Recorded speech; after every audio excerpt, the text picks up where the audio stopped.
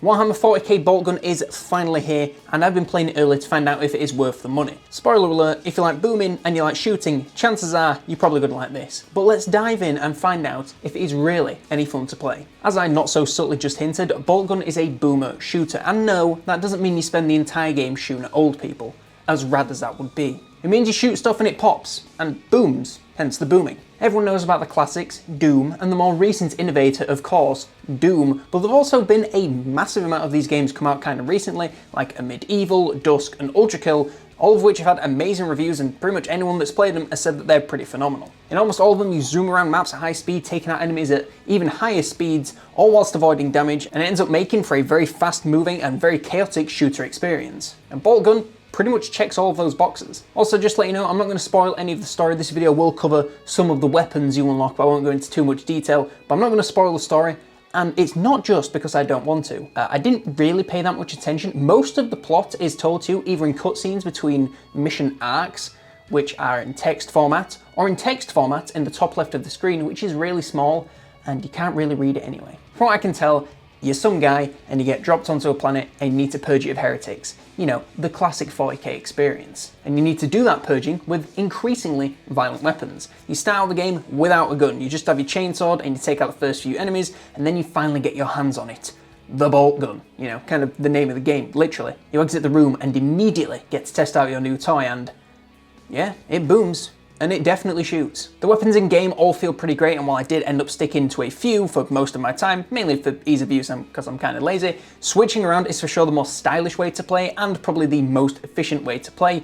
But when you mean you have the reaction time of a grape, you kind of struggle a little bit. Some weapons are a lot better versus different types of enemies, and it's not really because enemies have certain weaknesses versus certain weapons, it's mainly because bigger enemies have more HP. So using the regular bolt gun, it's fine versus regular lesser demons that just pop in a shot or two, but against Chaos Warriors, for example, that have a lot of armor and quite a lot of HP, you're going to need something a bit more meaty to take them down. Normally whenever you find a new gun, you get put against a group of either new enemies or existing enemies that gun will be really effective against. So it kind of teaches you through gameplay what guns are good versus what things, but of course the more you experiment, the more you find out that certain things are really good at taking out certain enemies. For example, anything that's kind of high HP, I was kind of struggling to take out. The bolt going to take a lot of time, the shot going to take too many shots and you take a lot of damage for your troubles. But if you use the plasma gun and you let it rev up to this kind of secondary stage, it shoots really fast and does extremely high damage and explosives in an area, so you can take out a lot of these heavy troops all in one hit. The rate of progression is pretty good, you find weapons fairly regularly, but one thing that I do miss coming from Doom in particular is weapon upgrades.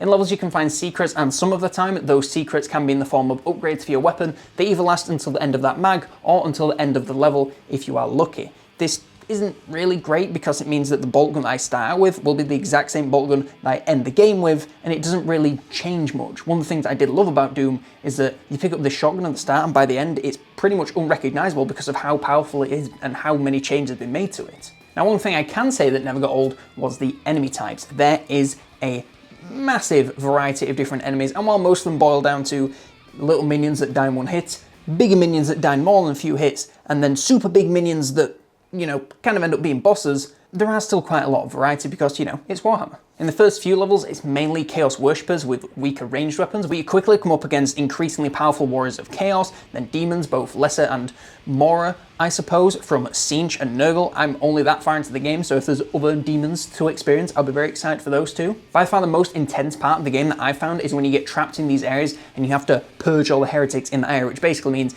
get rid of all the enemies. The one thing that I did notice is, normally if you're in one of these areas and there's a boss, if you take out the boss first, all the other enemy types stop spawning and it is way easier. Whereas if you focus on clearing out all the chaff, they're just going to keep respawning and eventually whittle you down. So take out the boss first, and then you can get out there whenever you want, or you can finish off the rest of the enemies. It really is up to you. Don't get me wrong, the bosses are by no means super easy to take out, but if you focus all of your firepower onto them, then they go down a lot easier and these missions become a lot quicker to complete. Overall, the combat gameplay feels great with a decent enough level of challenge. I played on normal, and you know, I'm not the best gamer in the world and I died a couple of times on normal, and that took me a few tries to really figure out what I needed to do to win. Normally it was taking out the boss in one of those rooms, but sometimes it was actually a very challenging area and I just got by the skin of my teeth in that final try, and that is a really good feeling. That being said, one area where I feel like the game could use or could have used some work is in the level design. It isn't always obvious where you're supposed to be going, and I get that the reason for this is they want you to backtrack and look for all the secrets. At the end of every mission, it shows you how many secrets there were in the level and how many you got. Most of the time you miss some, so it's like, oh, I need to, next time I play, explore this mission, search every corridor. But personally for me, momentum in these sorts of games is really important, that fast-paced, chaotic combat. And if you interrupt that with like 5 or 10 minutes of me walking around a map and getting lost, that kind of takes some of the pace out of it and ends up like half of my gameplay just be me wandering around the same looking corridors, wondering where I'm supposed to be going. I think if you just have a more linear level design that you can backtrack on, there's some sprawling paths off to the sides, but the main through way is just linear and one directional, that'd probably help it quite a bit. Don't get me wrong, the levels look great and they have great theming, and the graphics, which we'll come to in a moment, all look fantastic, but it's just the actual design and how you move through the maps that I thought could use some work. Like most of the time, you get to a door and realize you need a key. So you go off on a side road, find said key, and then half the time, you just have to walk all the way back and backtrack rather than, it looping around. Sometimes it loops around, but sometimes you just have to backtrack all the way. And while it only takes a couple of minutes, it's a couple of minutes where you're just walking through an area that, if you've done it properly, is clear of enemies. So you're just walking in a boomer shooter. You're not booming and you're not shooting, you're walking. It's not a boomer shooter walker, guys, it's a boomer shooter. Now, it could just be me having one brain cell, but personally, I felt like it could have had a more linear, not necessarily linear, but just more obvious way it's supposed to go. And you have this little skull, I can never remember what they call it, it's 40k, man, it's hard to remember all these things, but basically you have this little floating skull that follows your servitor. It could be that, it might not be. Anyway, you have this little skull that's following you around, and I thought, oh, that's gonna lead me where to go. So on the first level, I was just sat there looking at it, staring at a wall, and I was like, do I have to go through the wall? Do I have to jump up the wall? And it doesn't actually tell you anywhere where to go, it just pops up sometimes, seemingly at random, sometimes to go near ammo, sometimes to go near health, not very often to go near anything that's actually useful, like where to go. Anyway, moving away from how the game plays, over to how the game looks.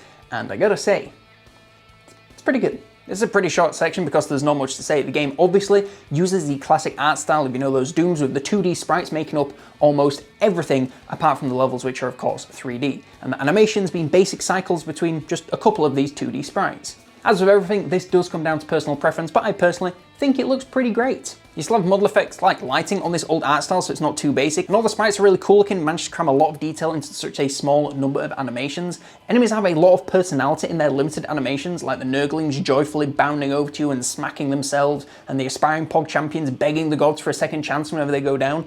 It's just very subtle and very minor animation, but it just really helps the enemies feel more alive than 2D sprites, which is what they are. Gun effects for both yourselves and enemies are all pretty great. Every weapon that you fire feels meaty and like it's got a load of punch, and that every single bullet is going to be devastating to whatever it hits. Seriously, there is not a weapon that I have found yet that I haven't enjoyed using, at least for a little bit. The heavy bolter is so incredibly meaty. It's just like a rattling Gatling gun, and the entire screen shakes, and whatever you hit is gets pushed back and shake around the screen. It just feels so meaty to fire it, for the visual and also the audio, which we're going to come to in a moment. The sound is also fantastic. Every gun and every enemy has a distinct noise that is exclusive, or relatively exclusive to them and their group, and you can pick them out amongst the chaos if you're listening carefully enough. It all just really helps add to the punch of weapons and the threat of enemies. You can tell, oh, what's that noise behind me? There's a Nurgling creeping up on me, because you can hear him gurgling away. And the soundtrack, it's pretty good. 40k music is always a hit, and while it's not as epic or operatic as Darktide, it does fit with the theme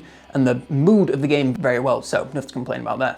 Performance with a game that looks like this is, as you might expect, pretty much perfect. Now, I have a stupidly overpowered PC that I built a few years ago, and it runs like absolute butter. I've got a high refresh rate monitor. It is such a delight to play. It's so buttery smooth. If you miss, it's because you missed. It wasn't the screen, it wasn't the game stuttering, it's because you missed. And believe me, I miss. But of course, games like this aren't just for stupidly powerful machines. Games like this run on pretty much anything, and especially a certain handheld gaming device. But to talk about that, let's go to the place where everyone uses that device the most.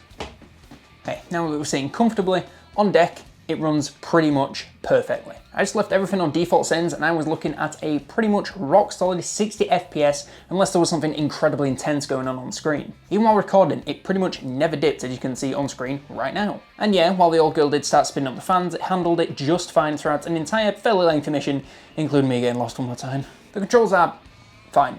I mean, I'm playing a shooter with sticks, as someone whose last stick shooter was probably Black Ops on Xbox 360. But I'm not going to hold my terrible aim against the game, because that's not their problem. What I'm talking about is the controls for everything else. Most things are within reach, and the only thing I really didn't like is the weapon selector. You have to use the D-pad, and unless you're doing some like one of these, where you pull your finger over the top and use the D-pad that way, that means taking your thumb off of the stick and stop it moving, which in a boomer shooter often means you're taking some unnecessary damage. Also, somehow swapping between the last two weapons, which is tab on PC, didn't make it to one of the face buttons, but pressing Y to taunt enemies did. I'm not exactly sure how that's more important than swapping weapons, but you know, the voice acting's cool, so I suppose I'll let him off.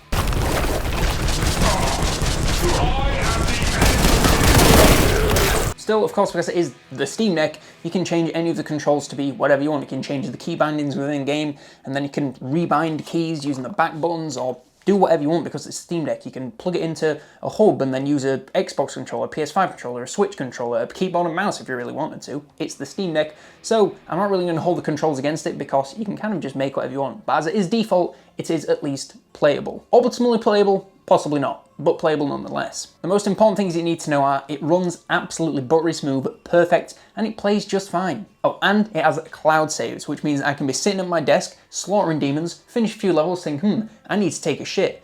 Close the game, see it sync up, grab my Steam Deck, head over here, sit down, and by the time I've got here, the Steam saves are all synced up and I'm ready to kill demons, pick up exactly where I left off. And then the moment that my legs get numb, I think, okay, time to finish this level, pause, quit, synchronize the saves, stand up, wash my hands of course, get back to my desk and boom, I'm ready. Speaking of which, I should probably stand up, my legs are going to fall off soon. And I think that covers just about everything that I have to talk about in this video. Like I said at the start, if you're a fan of the genre, you're probably going to like this, so it's a no-brainer.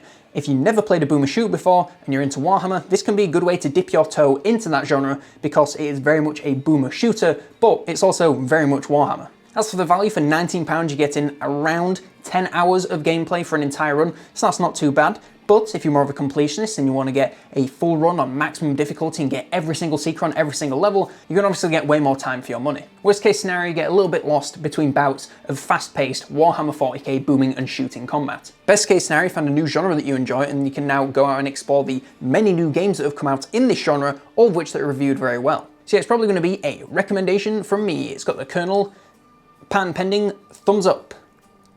And that just about wraps everything up. Like, subscribe, and if you want to know what the best Warhammer weapons are in Warhammer 3, then check out this video here, where I go through the top 10.